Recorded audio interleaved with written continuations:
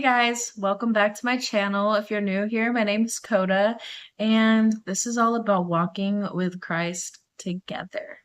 And so I just wanted to kind of give you guys a little life update. As of today, August 4th, 2025, I have quit vaping. And this time I don't want to go back.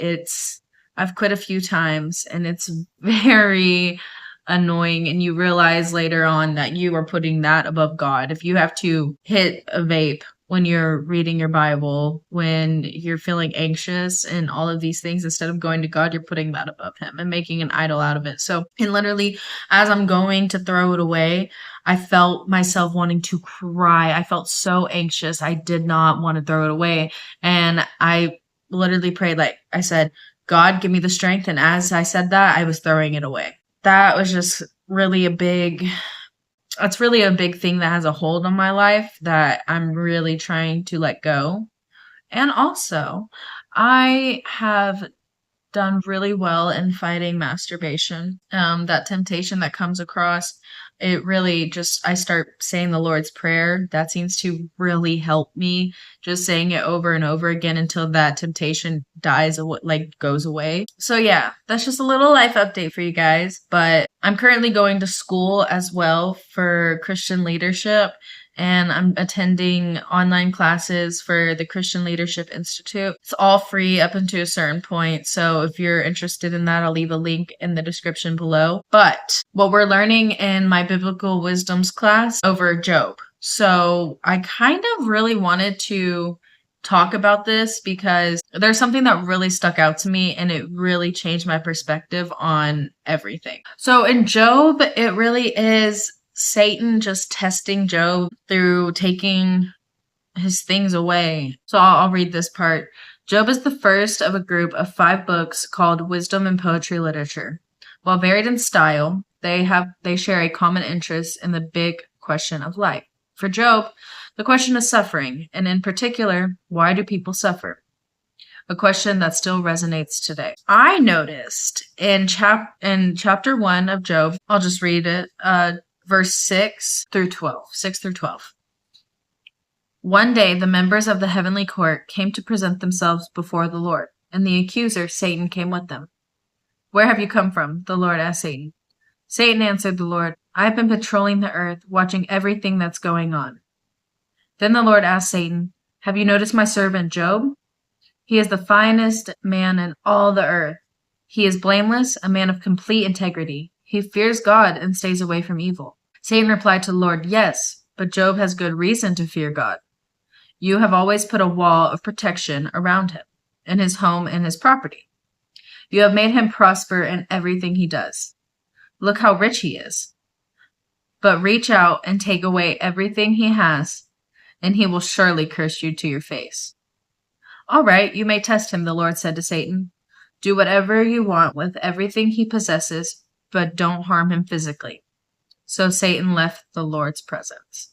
Then in chapter 2, after he takes away all of his livestock, his children, just almost everything besides his wife and a couple of friends. During the second chapter, it says, one day the members of the heavenly court came again to present themselves before the Lord, and the accuser Satan came with them. Where have you come from? The Lord asked. Satan answered the Lord, I have been patrolling the earth, watching everything that's going on. Then the Lord asked Satan, have you noticed my servant Job? He is the finest man in all the earth. He is blameless, a man of complete integrity. He fears God and stays away from evil, and he has maintained his integrity even though you urged me to harm him without cause. Satan replied to the Lord, skin for skin. A man will give up everything he has to save his life, but reach out and take away his health, and he will surely curse you to your face. All right, do with him as you please, the Lord said to Satan, but spare his life. So Satan left the Lord's presence, and he struck Job with terrible boils from head to foot.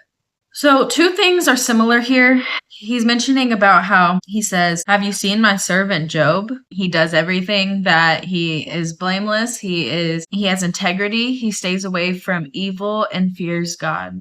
And then in the second one, though Satan took everything away from him, besides his wife and a couple of friends. He still says the exact same thing. Have you noticed my servant Job? He has integrity. He fears the Lord and stays away from evil. And so what I really want to get the point across is that Satan has to go and ask the Lord for permission before harming us. Let's think about that for a second. Like, that's so crazy. And in the second chapter, he says, but spare his life. This kind of goes into that saying that God will never put you through what you can't handle. And that's true. I don't think that, and the thing is, God worked all of this for his own good. He used Satan's, he's like, hey, let's go test him. Let's go see how faithful this guy is to you. And for God to be like, okay, I want God to have that much faith in me, or that trust in me, to know that no matter what comes, I know that he is working things for my good. That pain is not meaningless. It means something. Going through hardships of any kind, sad, angry, it's all for his good. He's testing your faith.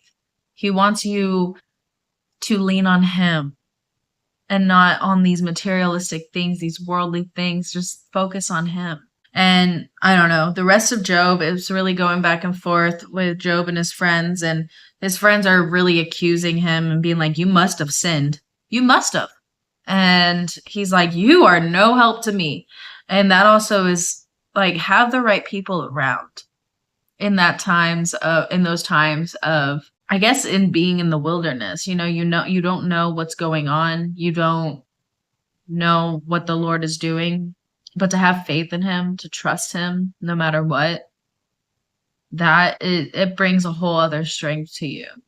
And sometimes it's not even of your own strength, it's his strength working through you. I hope that all sits well with you today. I don't really have much more. I just really wanted to get that across, and to know that Satan has to go and ask the Lord permission before coming to you, before he does any destruction in your life. So that should bring you comfort in knowing that even when it's hard, it's still part of God's plan.